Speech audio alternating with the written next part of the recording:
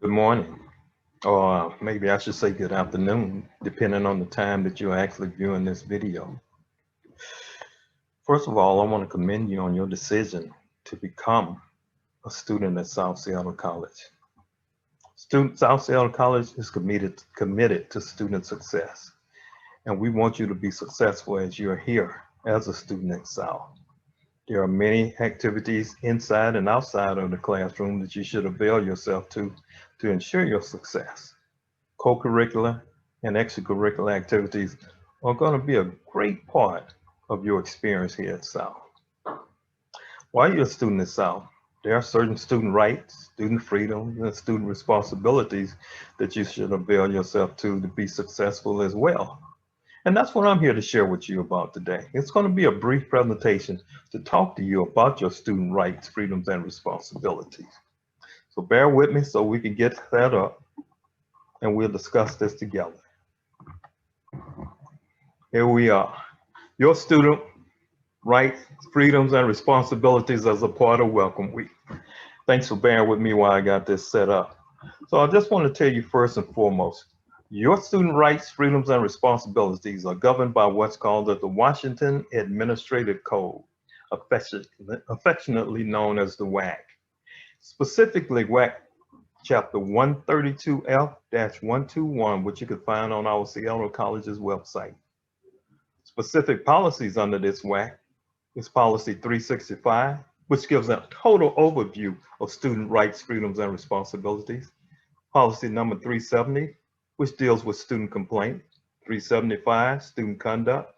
380, student records. And finally, policy number 385, with students' rights to privacy. The one that I'm going to really concentrate on today is student complaints as the student complaints officer. My name is Dr. Dan Johnson. I'm the Dean of Student Life, Financial Aid, New Student Services, and the Student Complaints Officer on campus. I'm going to explain to you a little bit about your opportunity to lodge a student complaint a little bit later. But first of all, I want to talk to you about some of the values of being a student at South Seattle College. You know, our statement of values, first of all, South encourages a diverse and dynamic learning environment that maintains a commitment to our values. And our values include, first of all, the fact that we value you. We value all students. We also promote programs, services, and activities that address student needs and interests inside and outside of the classroom. That's those co and extracurricular activities we talked about, as well as your instructional learning. And we value diversity. We promote respect for the abilities and interests of each individual. We support awareness of and the understanding of all people on campus. And we, more than anything, we appreciate the unique culture of our campus. And I like to say our campus is very unique. Amongst the student rights and freedoms that you have, first of all, your academic freedom, your ability to work with staff to choose the classes that you want for your academic pursuits, your ability to have freedom of inquiry, expression, and assembly on campus. That's something that's guaranteed of all students. You're part of this community, and as a part of this community, you should feel comfortable posing questions, expressing yourself, and being able to congregate on campus. The freedom to pursue educational objectives from offerings provided by the college. The college has an array of educational offerings that you can choose from, in addition to extracurricular offerings. You have the right to pursue those. Most important, students are protected from academic evaluation that is arbitrary, prejudiced, or capricious. One thing the South mandates is that students are treated fairly, and we expect that to be what you experience in and outside of the classroom. And finally, for students to have the right to a learning environment free of unlawful discrimination, inappropriate or disrespectful conduct, or any other form of harassment on campus.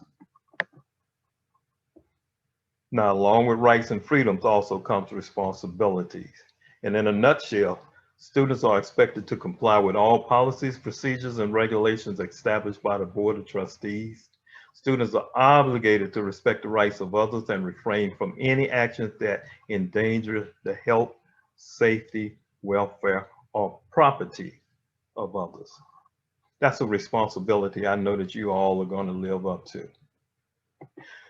But I do want to get back to the complaints. As you have those rights and ultimately those responsibilities, one of the rights that I'm responsible for is the student complaint process. And let me tell you the purpose of the student complaint process. The purpose of this procedure and this process is to provide guidelines which enable a student to express and resolve misunderstanding, complaints, or grievances in a fair and equitable manner. These procedures are to be used for addressing informal complaints and formal grievances against college employees as far as the collective bargaining agreement under which the employee works allowed. In a nutshell, that's just saying any faculty or staff who you feel has not treated you fair and equitably, either in or outside the classroom, can be subjected to a complaint lodged by you, the student. When we talk about the collective bargaining agreement, those are the punitive arms. Student complaint process is a resolution arm. That is, how can you resolve this issue that you're having with a faculty or staff member on campus, whether it be get grade related or other college policies.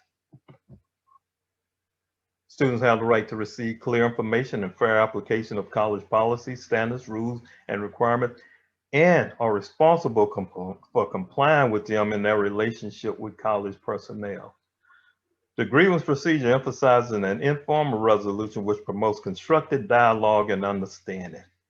Again, this is not an adjudicated process with the intent to discipline faculty.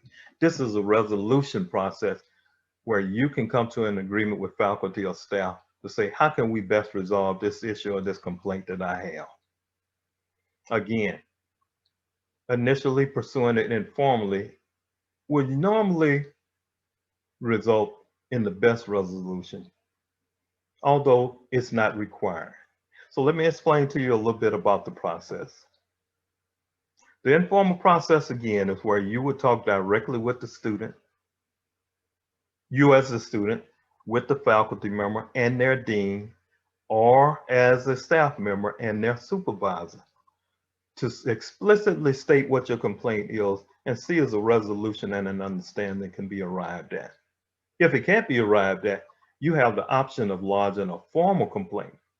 A formal complaint is filed under Maxiant, and it's an online form that you'll need to fill out thoroughly. Now, often students will go in and they'll put in basic information, but they don't have a thorough review of what their complaint is, and therefore it's very hard to ascertain or resolve. I encourage you to assess student process advocates. By assessing that service that they can provide, they can help you articulate what your complaint is. Put it in a way, fashion that can get the best resolution, and then all parties can be happy. You as the complainant will be compiling that with the student advocate to be presented to the respondent, that being the faculty or staff member, to arrive at a resolution that is going to be amenable to all. Me as a student complaints officer will only get involved if it progresses to the level of a formal complaint. At that time, there's a prescribed procedure that would go into it where we would try to facilitate that resolution as well. So there are several people that you need to be aware of, that being the student conduct officer, who's Joe Barrientos, the vice president of student services. Myself, Dr. Dan Johnson, again, the student complaint officer, who's also the dean of student life, financial aid, and new student services. The student process advocates, your first line of support, they will advocate for you. Sarah Sabay, Nick Albritton, and Bob Pham. They're all student services employees. They're intent on shepherding you through this process to make sure you get the best resolution for yourself. The contact information is accessible on all of these student advocates, complaint officers, conduct officers on the college website under student resources. We're here to assist you. Me particularly as a student complaint officer want to make sure that every student is treated fairly on campus. And as a part of that fair treatment, you have the right to lodge a complaint against any faculty or staff member, have that complaint heard and vetted, and have a resolution to your satisfaction or the satisfaction of all reach to make sure that your experience here on campus is a great one. Again, I applaud you for your decision to be a South Seattle College student. We want to see you be successful, but one way to ensure your success is to make sure that you're aware of your student rights, your freedom, and your responsibilities. Go out and have a great time as a student at South Seattle College. Take care.